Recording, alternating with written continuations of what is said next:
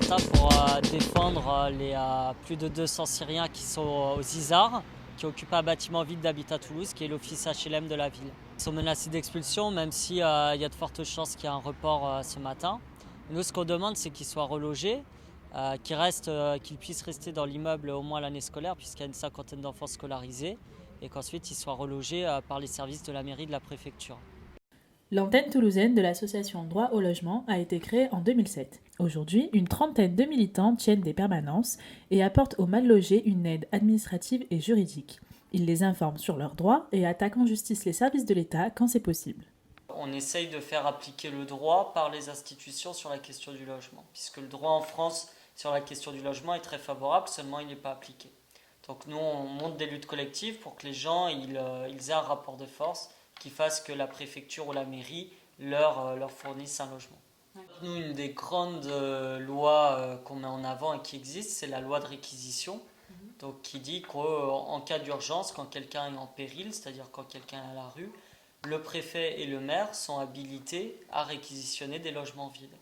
Donc en France, actuellement, il y a 2,6 millions de logements vides et il y a 145 000 personnes à la rue. Donc s'il y avait une réelle volonté politique de résoudre le problème, ce serait réglable en 2 mois. Sauf qu'il n'y a pas cette volonté politique-là, pour différentes raisons. Sachant qu'on ne fait pas non plus, nous, au DAL, on en a fait historiquement à Toulouse, on en a fait une demi-douzaine de réquisitions en tant que DAL. Mais on n'en fait plus trop parce qu'à Toulouse, ce n'est pas un moyen de pression qui permet de reloger les gens. En fait, ça, c'est limité. Il y a eu tellement de squats à un moment à Toulouse que la préfecture s'en est contentée au fur et à mesure et a préféré grosso modo dire les squats gèrent les sans-abri, nous on ne paye pas d'argent, puis on les expulse de temps en temps et puis ils appelleront le 115 qui les renverront vers de nouveaux squats.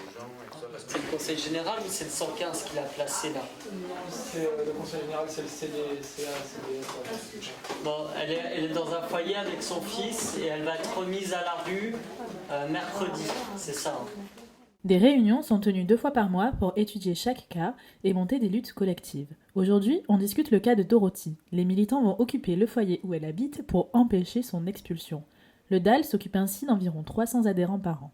Paona est très malade, elle est aveugle, pas de naissance, de maladie, elle a le cœur malade, elle est très très fatiguée. Et après, ils font de squat en squat, et ça fait quand même 5 ans que ça dure, quoi.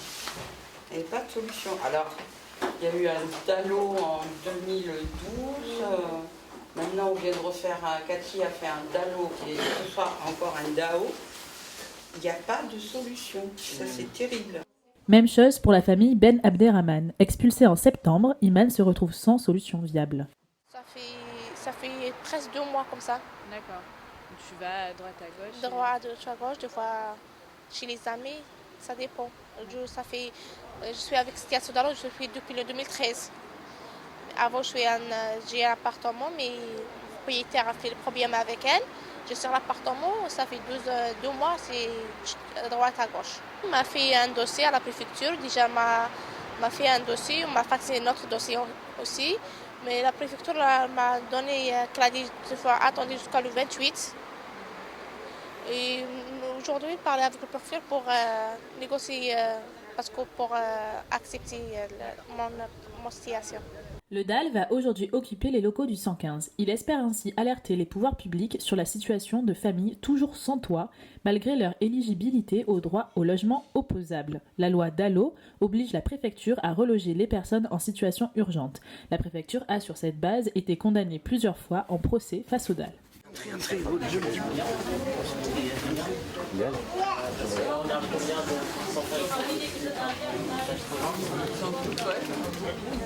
Donc voilà, nous on va l'occuper. Je ne sais pas si c'est possible de se mettre en lien directement avec la DDCS. On peut les appeler ou je ne sais pas si monsieur Garcia est là. Je ne l'ai pas vu pour l'instant. Vous me laissez une minute? Il doit revenir. La situation est vraiment urgente comme chaque année? Il suffit de demander aux gens qui sont ici. La plupart c'est qu'ils sont à la rue. Donc oui, elle est urgente. Elle est urgente humainement pour qu'ils puissent avoir accès à un hébergement. Nous sommes au 115, c'est un lieu symbolique qui affiche complet, souvent chaque année. C'est un lieu qui malheureusement n'a pas les moyens de pouvoir héberger tout le monde. Donc on se retrouve dans des situations qui humainement sont intolérables pour les gens à la rue et puis qui sont compliquées aussi pour ceux qui travaillent ici, qui sont soumis à des pressions et qui doivent dire aux gens que non, ils n'ont pas de place. Alors que théoriquement le 115 devrait être une solution pour tout le monde. Contactée, la préfecture de Haute-Garonne n'a pas souhaité s'exprimer. Pour autant, elle estime qu'il y a à Toulouse 4344 logements réquisitionnables, de quoi résoudre en grande partie le problème du logement dans la ville rose.